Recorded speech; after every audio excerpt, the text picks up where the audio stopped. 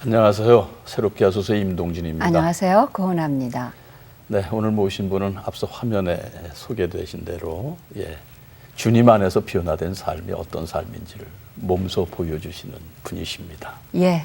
CGN TV 대표이사이신 조정민 목사님 모셨습니다.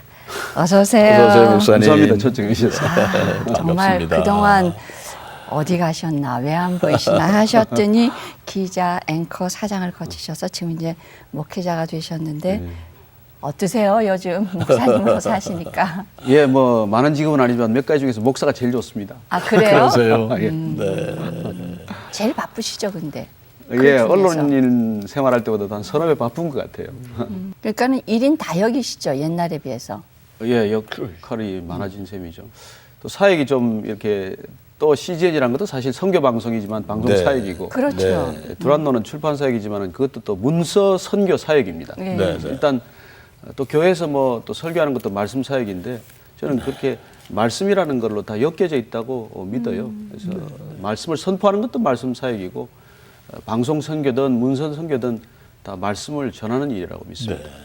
뭐 하나님이 늦게 불러서 늦게 쓰시느라고 좀 많이 쓰신다고 저는 믿습니다. 지금은 목사님이 이제 신분이 그렇게 바뀌셨습니다만 옛날에 이제 기자로 또 앵커로 사셨고 이전에 그 당시에 목사님을 평가하신다면은 어떤 분이셨다라고 말씀하실 수 있어요. 정말 세상 물정 모르고 겁 없이 살았던 사람이고 죽을 힘을 다해서 살긴 했지만은 방향과 목적 없이 죽을 힘을 다해서 달려갔던 사람이라고 생각이 됩니다. 예, 뭐 또 정말 밤이고 낮이고 정말 그 언론이지만 술 많이 먹어서 술에 취해서 살았던 세월이 아닌가 생각이 돼요.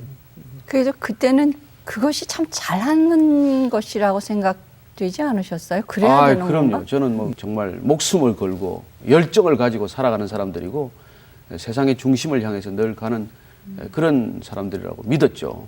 근데 그렇게 이제 열심히 시간을 내주다 보면 그 가족들한테는 어떤 남편이고 어떤 아버지였습니까? 그래요. 저는 뭐 세상을 향해서 제가 150% 능력을 다 쏟았다고 생각을 했는데 나중에 지나가 보니까 저는 100%만 쏟았고 나머지 50%는 가족들 걸 갖다 퍼다 준 거더라고요. 그러니까 제가 그렇게 열심히 사는 동안 가족들이 점점 빈사 상태로 가고 있다는 게 눈에 보일 리도 없죠. 뭐 되게 지금도 그렇게 열심히 사는 가장들이 있겠지만은 나중에 깨달은 거지만은 가족들의 에너지까지 내가 직장에다가 다 쏟아부었구나 그런 걸 알게 되었어요. 그러니까 전혀 그 세상에 열심히 쉴 때 내 가족들이 지금 좀 힘들겠구나 그런 느낌 전혀 없었어요. 전혀 없죠. 뭐 돈 벌어다 주겠다, 사회적인 이름이 있겠다. 그렇죠. 한국 남자로서 그 정도면 됐지 뭐가 더 부족하랴. 그렇죠. 대부분 그렇게 그렇게 생각을 생각하시죠. 했죠. 예. 그렇게 자신감이 넘치던 목사님께서 네. 그때는 목사님이 아니셨고 어떻게 목사님이 되셨고 어떻게 신앙생활을 시작하셨는지 궁금합니다. 제가 하도 그렇게 사니까 제 아내가 답답한 나머지 제가 교회도 못 나가게 했죠. 모태신앙인 아내를 갖다가 교회까지 못 부인은 나가게 그러세요? 했으니까. 모태신앙이에요? 예, 그렇죠.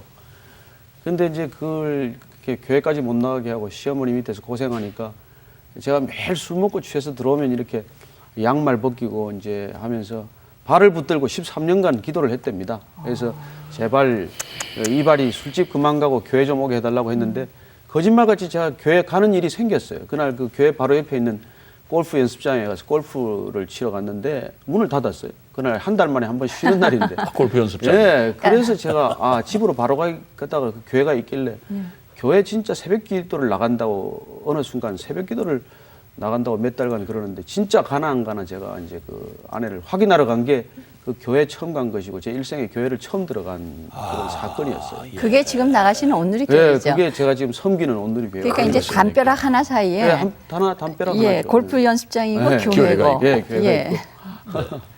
그래서요. 들어가셔서요. 들어가서 이제 보았는데 이게 이제 뭐 그 설교가 거의 끝나가고 좀 있다가 불이 꺼지고 이 기도들을 하는데 이제 이게 그 방언 기도란 걸 그때 처음 들은 거예요. 네. 그래서 제가 하도 그 요란스럽게 기도를 해서 단 위에 일부러 올라가 봤어요. 그래서 이렇게 한 사람 한 사람 기도하는 걸 들어봤는데 예. 결론은 제가 이건 진짜 이단이구나 이제 이런 생각을 한 거죠. 기자 정신이셨어요. 예, 이건 카메라 출동감이다 이렇게 생각하고 일주일간 제가 취재를 결심을 했어요. 예. 그러셨어요. 일주일간 취재하고 내가 이 교회를 고발하겠다라고 결심을 하고 그날 아침에 오자마자 제 아내 보고 이제 그 교회는 나가지 말라고 그렇게 얘기를 하고 제가 일주일간 나가기로 했는데 나흘째 나간 날 제가 아침에 그 설교를 듣고 찬양을 들으면서 이게 마음이 열렸어요. 그러니까 첫째, 둘째, 셋째 날까지는 까지는 예, 기자 이거 정신으로 그래도, 계속 예, 바라보시는 집결했는데 거죠. 이단 파헤치러 예, 가셨고. 이단 파헤치러 가서 정말 그 제가 방언도 일부러 하나씩 다 들어보고 이랬는데 네. 그 광증 중증 환자들은 단 위에 올라오고 예. 좀 경증 환자들은 단 밑에 있고 정상에 가까운 사람들은 제자리에 앉아 그렇죠. 있구나. 이제 이렇게 3등급으로 분류를 했는데 네. 아내는 3등급이에요. 예. 제자리에 앉아 있길래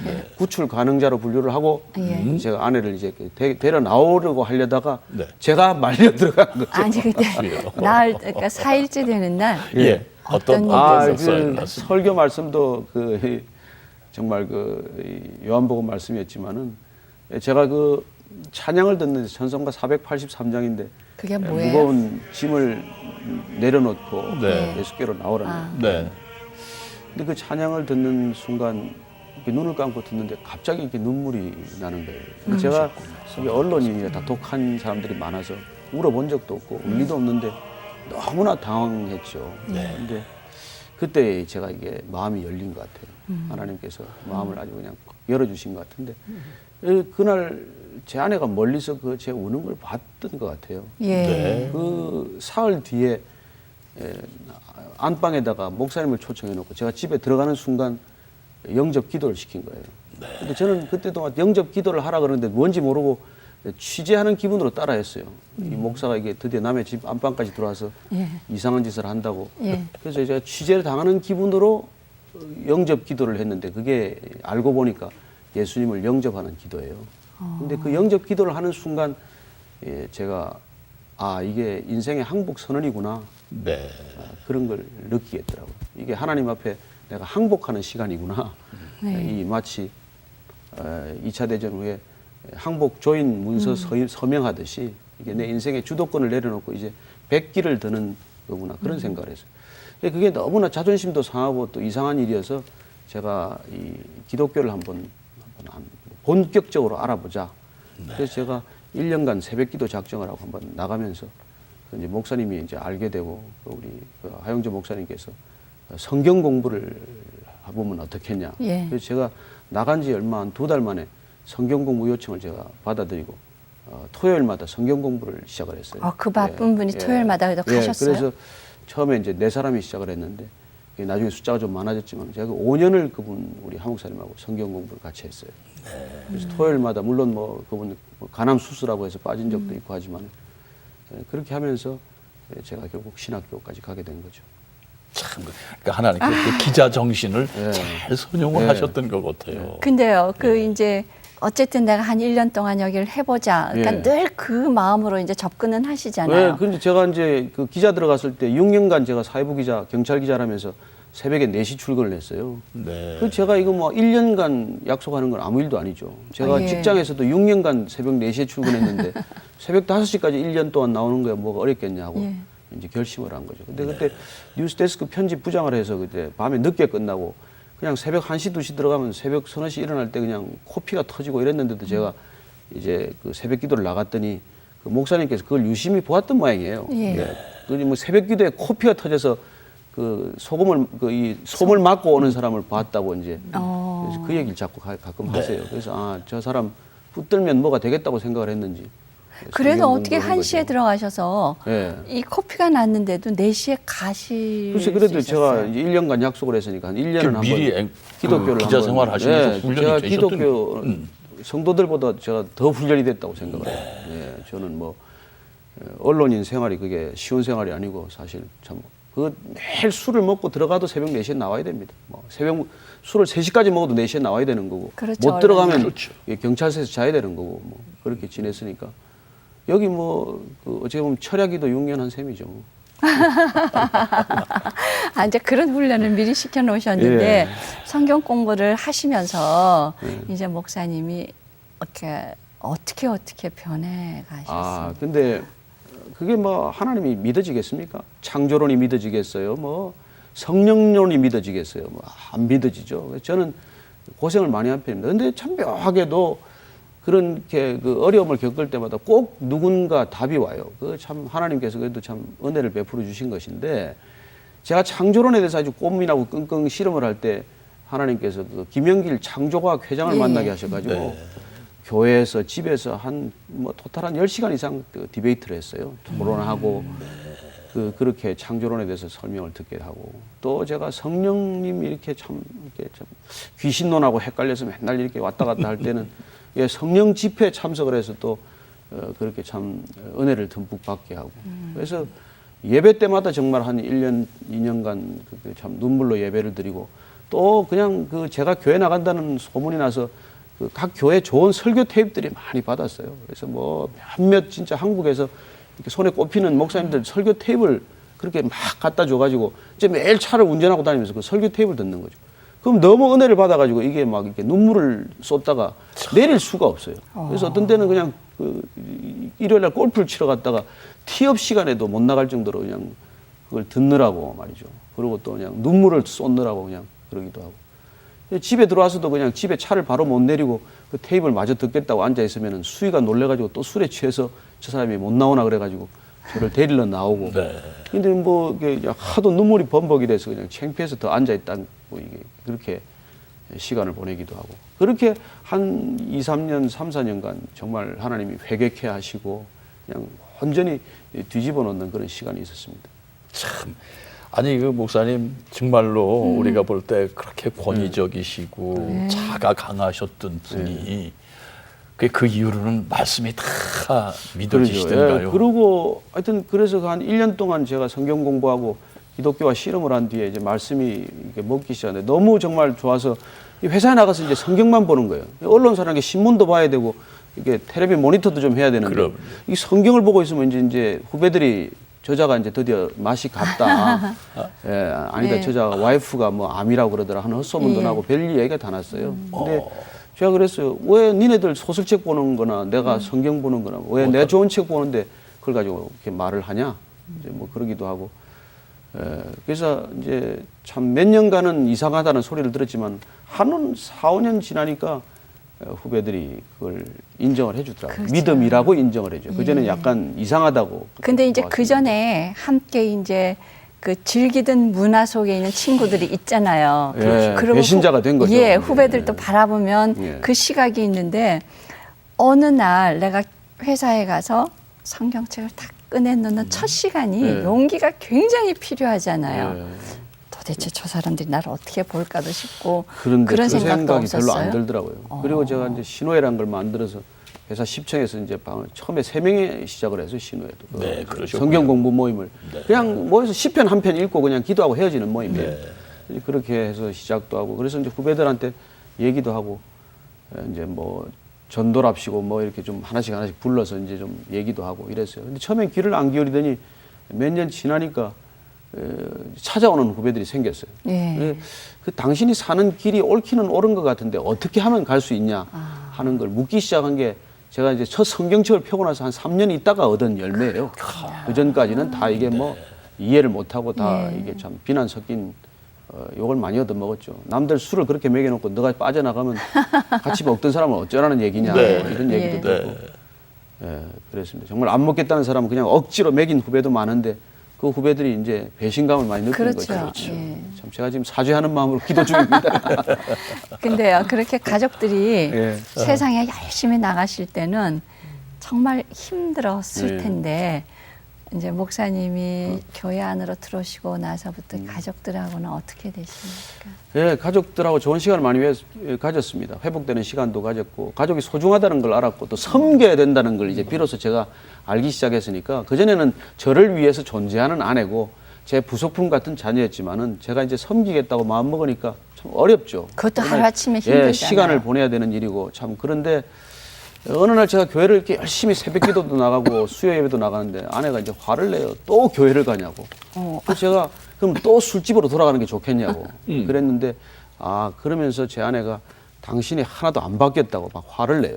근데 제가 그날 너무 충격을 받아서 제가 이 방에 들어가서 다시 기도를 하는데 제가 이게 참 큰 걸 깨달았어요.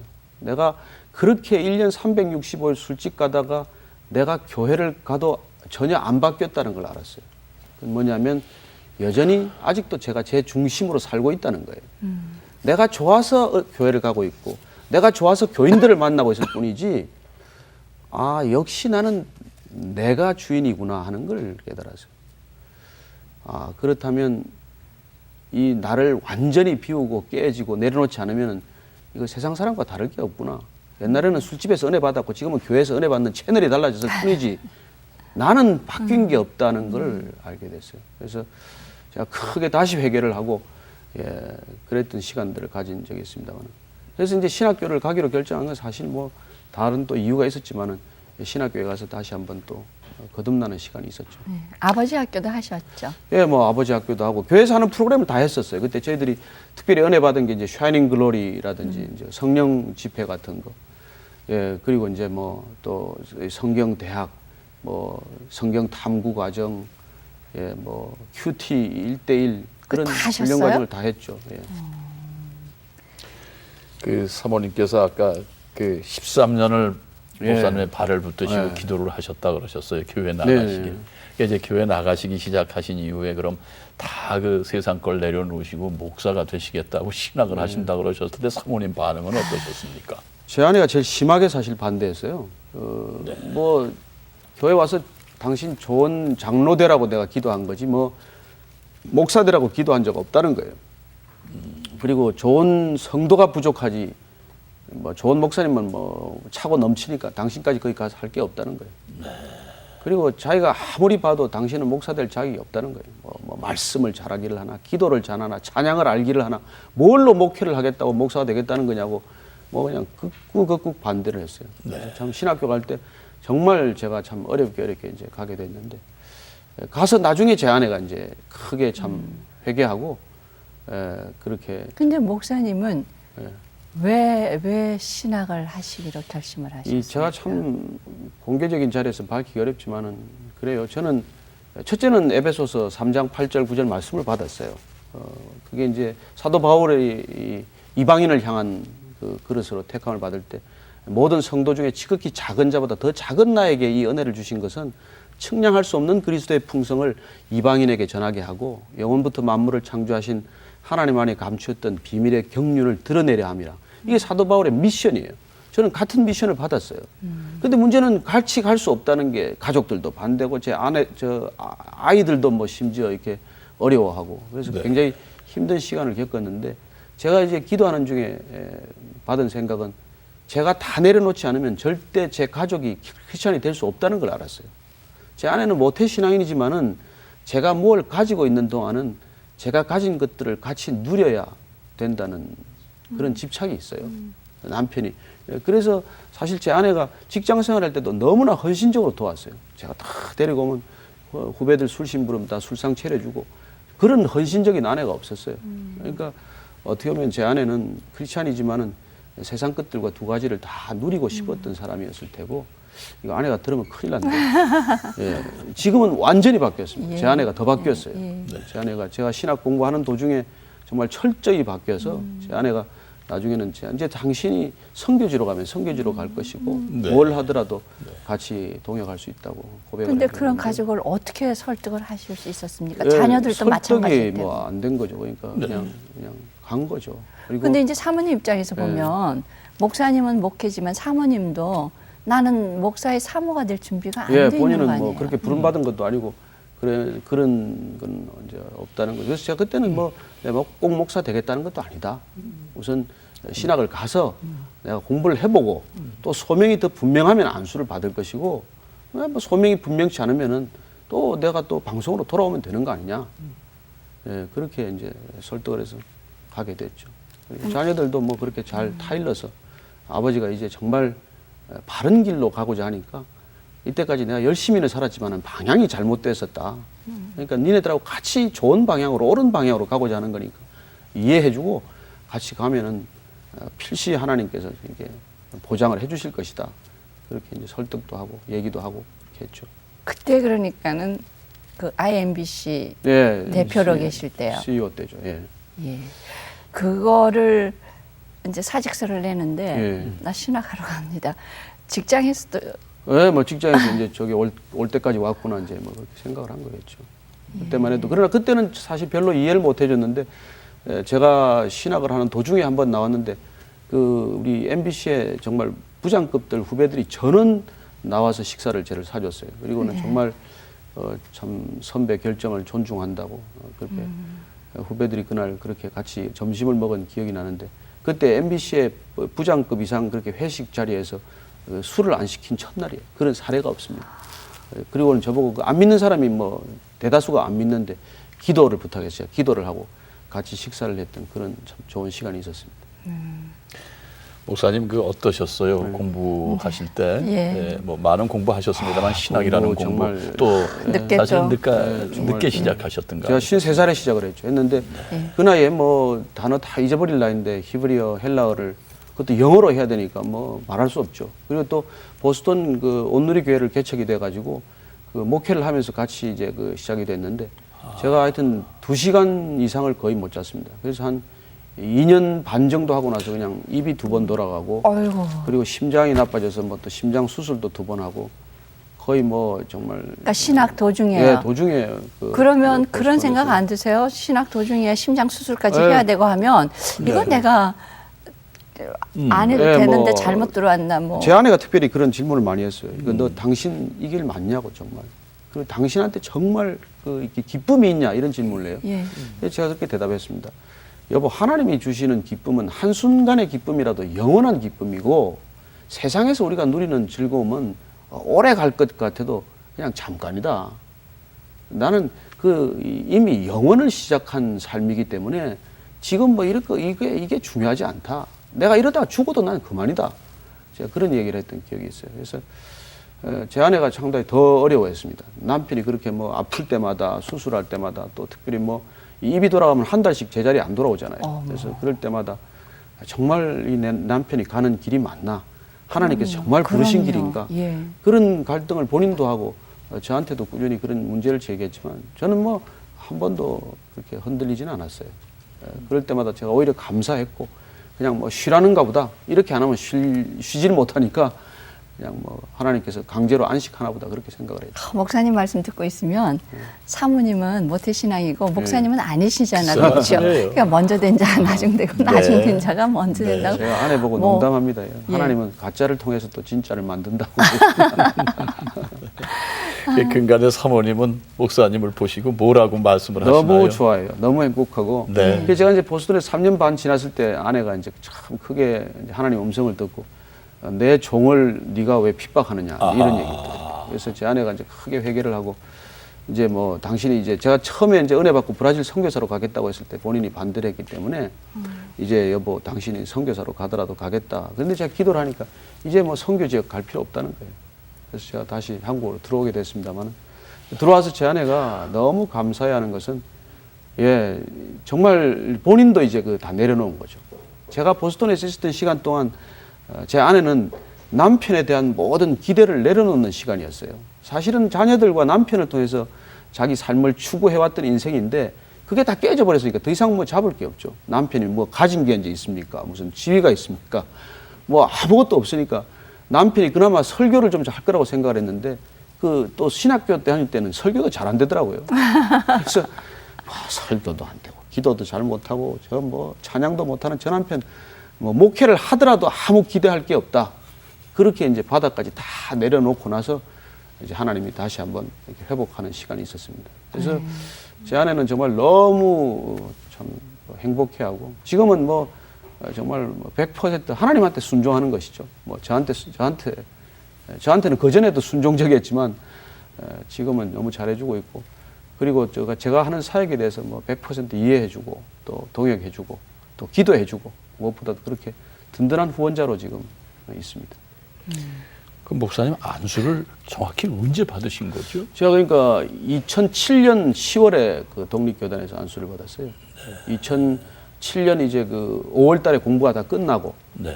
한국 들어와서 다시 이제 그래서 온누리교회에서 잠깐 저 전도사 생활을 또 한 5, 6개월 하다가 안수를 받았습니다. 그래도 뭐 친구들이 다 저보고 떠날 때 너는 아침에 안수 받고 저녁에 은퇴식 해야 된다고 생각했는데 앞으로 몇 년 더 할 것 같아요. 아니 아침에 아유, 안수 말씀도 참. 저녁에 아유. 그러니까 친구들이 보는 목사님이 그렇게 세상에 화끈하셨던가 봐요. 네. 아이 뭐 제가 참 술도 많이 샀고 또 정말 술자성마다 늘 즐겁게 해드렸고 그래서 참 그 지금 초등학교부터 대학교 동창생들까지 이렇게 연말 모임에도 많이 불러요. 예. 와서 이제 목사가 되었으니까 와서 좋은 얘기 좀 해달라고 가면은 참 그 경청해주고 또 신앙을 결단하는 친구도 있고 너무 참 그렇습니다. 감사하죠. 네. 그 목사님 미국에서 공부하실 때요. 네. 정말 입이 돌아가고 심장 수술도 하고 그 공부라는 게 뭐 어느 나이에 해도 만만치가 네. 않은데요. 어느 날 조금 틈이 나서 네. 그것도 미국 땅에서 이렇게 생각을 해보시면서 네. 과거의 조정민이 지금 여기 와서 내가 이걸 하고 있다. 그런 생각 많이 해보시게 되잖아요. 과거의 나, 지금의 나 네, 이렇게 그렇죠. 반주해. 근데 저는 사실 좀 외람된 말씀이지만은 세상에서 성공할 만큼 했어요. 청와대를 새 정권에 출입하는 일은 없습니다. 그게 청와대 어렵습니다. 출입하면 또 청와대를 새 정권에 옛말로 출입을 빽 했고. 있다고 그러잖아요. 그리고 뭐 마음 먹으면 국회의원 배지도 달 수 있었고 뭐 다른 언론사도 갈 수 있었고 그러나 제가 그런 길이 답이었다면 전 정치했을 거예요. 제가 정치할 수 있는 기회도 많았고 정치가 답이고 권력이 답이면 저는 그 길로 갔을 겁니다. 그러나 저는 이 주님이 가신 길이 답이기 때문에 그게 바른 길이고 그게 솔루션이고 그게 그 본질적인 해결이기 때문에 그 길을 따라가고 있는 거지 아니면은 제가 다른 길로 따라갔겠죠. 그러나 예수 믿고 난 다음에 이게 답이라는 거 아셨지만 네. 실제로 그게 취해 계실 때는 예. 그때 그게 답이라고 누군가가 생각했죠. 유혹이 오면 예. 그래 내가 이걸로 갈까 정치로 예. 갈까 그런 생각은 했죠. 없으셨어요? 저는 뭐 적절한 시가 되면은 그쪽으로 갈 거라고 생각을 했고, 뭐 또 입사 우리 동기생인 우리 정동영 후보가 또 있겠죠. 국회의원도 되고 그래서 나는 어느 채널로 가야 되나 이렇게 많이 또 생각도 했었고, 근데 뭐 저는 지금 친구들이 다 저를 부러워해요. 그러시겠죠. 근데 목사님 그래서 내가 부러워하지 말고 그냥 실제로 하라고 그러니까. 그 안수 받으시기 전에 이제 전도사님 생활 잠깐 하셨다 그러셨잖아요. 그러니까 그게 또 지금 목사님 위치하고 전도사님 위치는 네. 또 다르잖아요. 그렇죠. 예. 그것도 전도사님 하시기에는 상당히 또 늦은 나이에 참. 이제 그 정말 그 생활이라는 거는 근데 또 은혜로요. 다른- 진짜 우리가 성령 충만하고 은혜 받지 않으면 다 가식이죠. 예. 힘들죠. 예. 괴롭죠. 제가 보스턴에서도 온누리교회 이제 제가 뭐 신학 도중이니까 전도사니까 이제 처음 오면 교회 새벽 기도할 때 교회 문 열어야 되고, 예. 그다음에 앰프 다 불 켜야 되고, 예. 또 자막 쳐가지고 찬송가 가사 다 쳐놓고, 예. 뭐 그걸 4년 했어요. 계속 뭐 하면서 자다가 기회 주어지면 설교했지만은 제가 다 기쁜 마음으로 감당했지 내가 왜 이 짓을 하고 있나, 이 나이에 내가 이게 뭔가 그런 생각하지 않았습니다. 제가 참 아주 그냥 거칠게 표현하면 청와대 주인 되는 것보다 내가 교회 수의를 하겠다고 결심했기 때문에 이게 의미가 있고 이게 천국의 길인데 이거 뭘로 이걸 바꾸겠냐 하기 때문에 온 길이지 그게 아니라면 저는 지금도 제가 출마하면 국회의원 될 것 같아요. 목사가 더 되시죠. 좋고 목회가 더 좋고 예. 사람이 살아나는 걸 보는 게 진정한 정치입니다. 예. 잘못 목회하면 이류 삼류 정치하고 있는 것이고 네. 정말 정치하시는 분이 사람을 살리면 그분들은 목회자예요. 그분들이 자기 이익을 취하니까 정치에 머물러 있지 그 사람들이 정말 사람을 살리면 다윗과 같은 목회자가 될 것이고 다윗은 정치인이지만은 목자였지 않습니까? 그러나 목사가 정말 제대로 목회하면 그건 사람을 살리는 정치이고 목회가 되는 것이죠. 참 목적이 뚜렷하면 네. 방법이 참 예. 분명하고 날카롭다는 그런 말씀이 예. 참 우리 목사님을. 그래서 저는 필요해서 지금 두란노 바이블 칼리지라는 걸 지금 하고 있는데 거기 평신도 커리큘럼 2년짜리를 만들었어요. 네. 이게 지금 제가 고든 코넬을 보스턴에서 신학할 때 하버드 로스쿨에 다니는 3학년 학생이 왔어요. 와가지고 3년간 신학 공부를 하는 거예요. 그래서 너 목사 되려고 그러냐 그랬더니 아니라는 거예요. 좋은 법관이 되기 위해서 신학을 한다는 거예요. 예. 일생 동안 좋은 법관을 하기 위해서 자기는 신학을 한다는 거죠. 그래서 런던 바이블 칼리지나 이런 좋은 바이블 칼리지들에 들어오는 평신도들이 많은데 저는 그래서 이 두란노 바이블 칼리지 2년제를 만들어서 기독 상담학과 그다음에 성경 연구학과를 만들어서 좀 여기서 평신도들이 좀 많이 성경적인 지식과 세계관을 가지고 자기 직업을 제대로 섬겼으면 좋겠어요. 우리는 그냥 신학 간다 그러면 바로 그냥 네. 목회로 목사냐. 연관을 지으니까. 근데 목사님 그렇게 이제 힘들게 공부를 하시고 확실한 받은 은혜 소명을 가지셨지만 목사 안수를 받는 날은 또 또 정말 다른, 많은 예. 생각이 오가기도 하고 감사하기도 하고. 그렇잖아요. 제가 참 그렇긴 했는데 저는 이 신학을 한 것과 목사가 된 걸 저는 그렇게 생각합니다. 제가 왜 제가 이 늦은 나이에 시간도 없는데 신학을 해야 되냐. 근데 신학 4년은 제가 정말 무시당하는 시간이고 깨지는 시간이고 정말 겸손해지는 시간이었을 뿐이에요. 목사 안수도 저는 마찬가지입니다. 제가 됐다고 해서 더 거룩해진 것도 아니고 더 무슨 뭐 말씀이 풍성해진 것도 아니고 다만 제가 섬기는 분들을 편안하게 해드리겠다. 뭐 우리가 운전 면허증 딴다고 운전 더 잘하는 것도 아니지만은 무면허 운전이 가지는 불안감을 해소시키듯 그냥 목사 안수 받았으니까 저 사람이 목사니까 축도도 해도 불편하지 않고 그거일 뿐이지 제가 뭐 목사 됐다고 뭐 더 무슨 뭐 된 거 하나도 없습니다. 그래서 뭐 되는 날 저는 그냥 감사하게 받았지만은 앞으로 잘 섬기겠습니다. 초심으로 섬기겠습니다. 그런 그냥 각오였을 뿐이에요. 그 오늘의 조정민 목사님 하면은 늘 그 말씀을 강조하시는 목사님으로 이제 저희들 알고 있습니다. 아 그렇게 알려주면 감사하겠습니다. 아까 목사님 그 에베소서 3장 말씀, 예. 사도 바울의 말씀, 예. 그 외에 목사님을 딱 강하게 또 붙드신 그 말씀이 있으시다면 저는요. 어떤 말씀을 소개하시겠습니까? 저는 요한복음 8장 32절 말씀이에요. 진리가 너희를 자유케 하리라. 그거 참 좋은 말씀. 제가 아주 늘 그래서 자유하려고 그래요. 예. 저는 종교인을 택한 게 아니라 나는 참 신앙인이 되고자 했기 때문에 우리가 주의 영이 계신 곳에는 자유함이 있다고 하지 않았습니까? 진리 안에서는 자유해야지. 그건 뭐 진리가 그게 부담이 되고 네. 진리가 우리 삶을 묶고 세상 사람들이 볼 때도 더 부자연스럽고 뭐 그렇다면은 은혜가 안 되겠죠. 우리의 삶 자체가 진리 안에서 자유하는 삶이어야 된다고 저는 믿습니다. 네.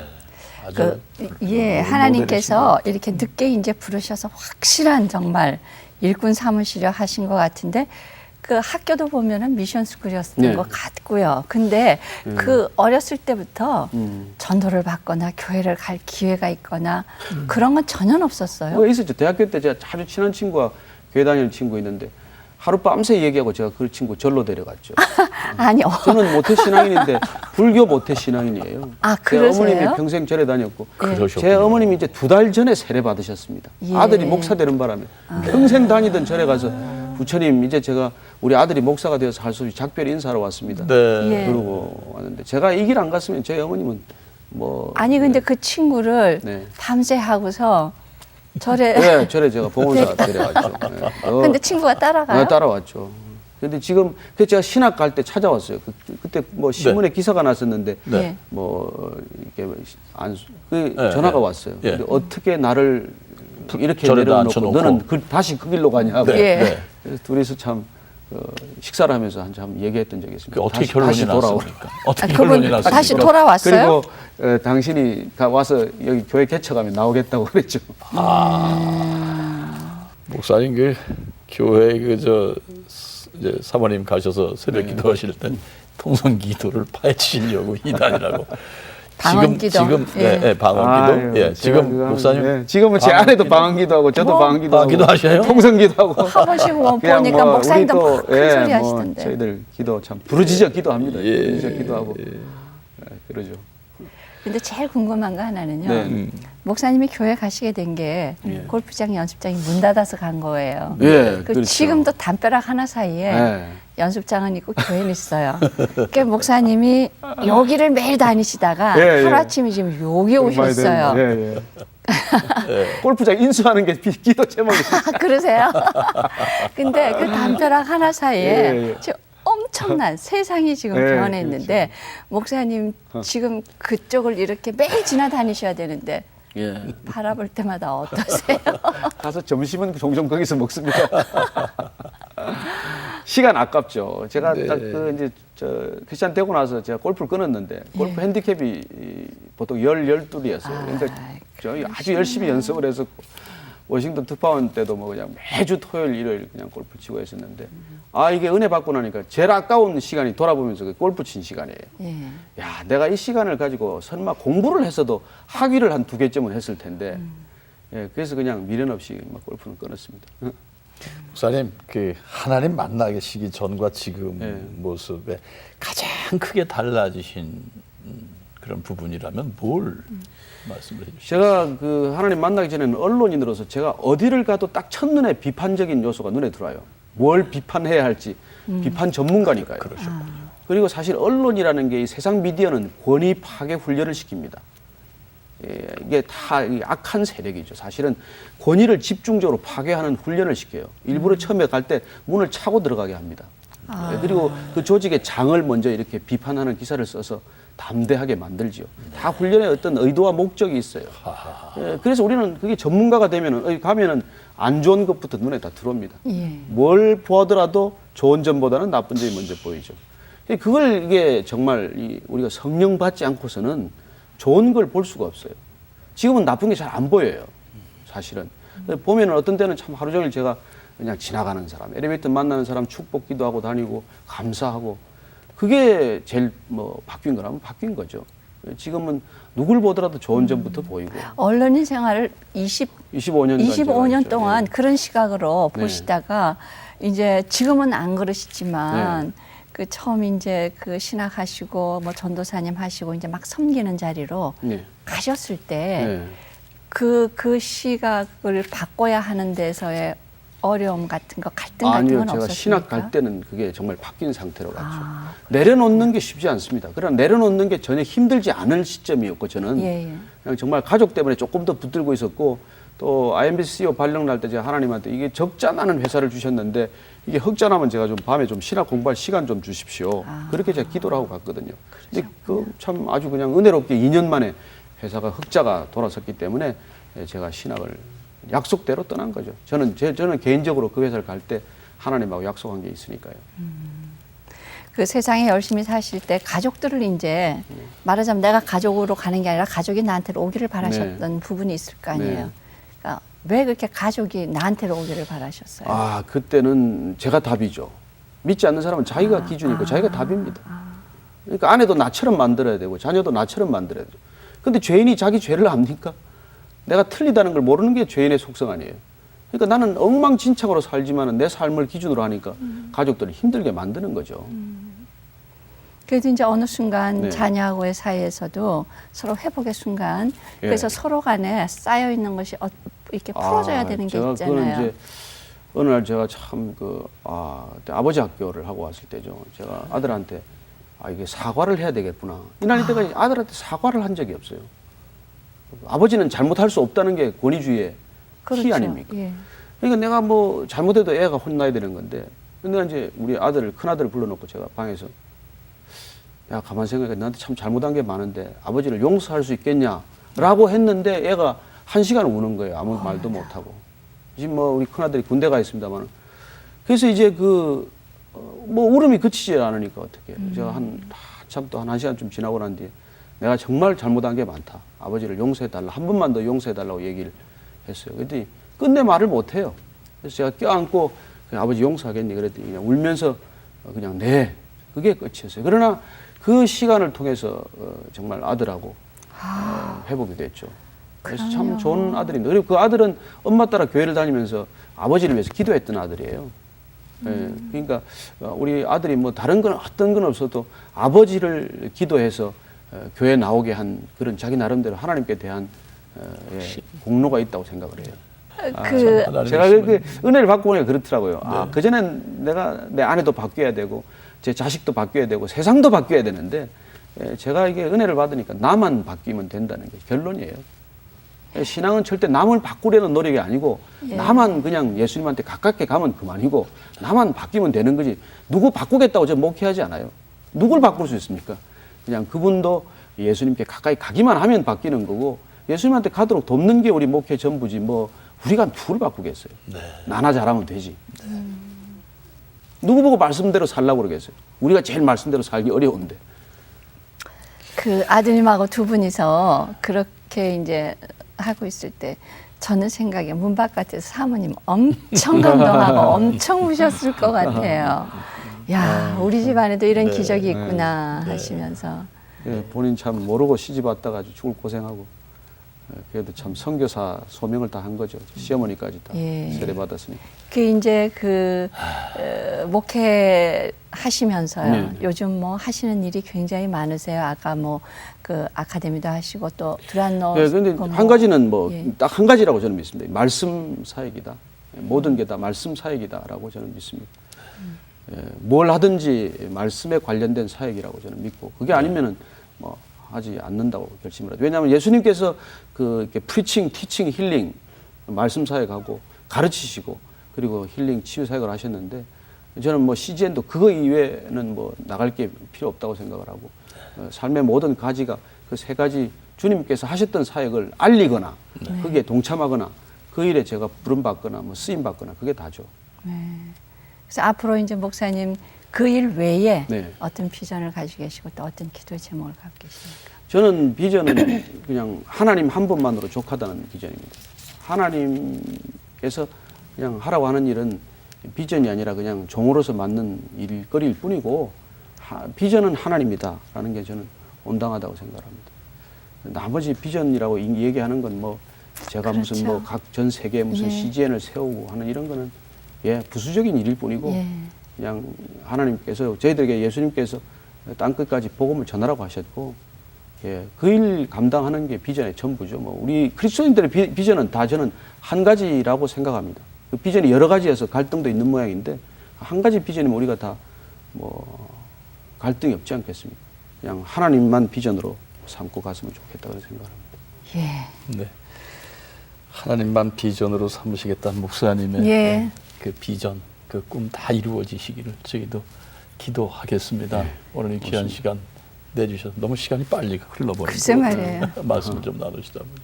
네, 오늘 귀한 시간 감사합니다. 아유, 불러주셔서 감사합니다. 감사합니다. 네. 목사님 말씀 들으면서 뭐 기자로 앵커로 사장으로 계시면서 세상적인 여건 다 갖추셨습니다마는 그 말씀 속에 삶에 참 자유는 없었다고 고백을 하셨습니다.